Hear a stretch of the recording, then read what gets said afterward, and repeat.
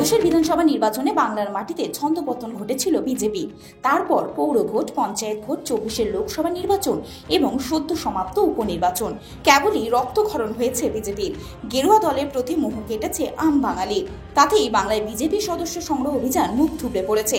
গায়ে হলুদের আসরে পৌঁছেও রাস্তায় হাত ধরে টেনেও বঙ্গ বিজেপির নেতারা লক্ষ্য পূরণ করতে ফেল মেরেছেন। মানুষ আর মিসড কল দিতে চাইছেন না। শোনা যাচ্ছে সুকান্ত, অমিতাভ, শুভেন্দুর মতো রাজ্য নেতাদের দক্ষতা নিয়ে প্রশ্ন তুলেছেন পদ্মের কেন্দ্রীয় নেতা মঙ্গল পাণ্ডে।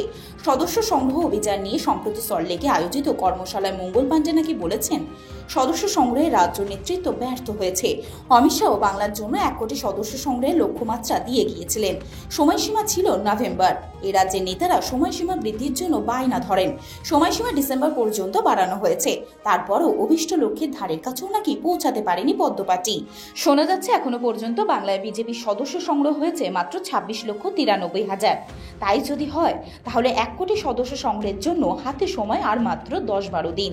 শতাংশের হিসেব বলছে এখনো পর্যন্ত বঙ্গের নেতারা ২৬.৬৩% সফল হয়েছেন।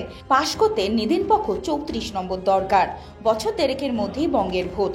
অন্তরের খবর, বাংলা দখলের স্বপ্ন দেখা গেরুয়া শিবিরের শীর্ষ নেতারা সদস্য সংগ্রহের হাল দেখে নাকি আটকে উঠছেন।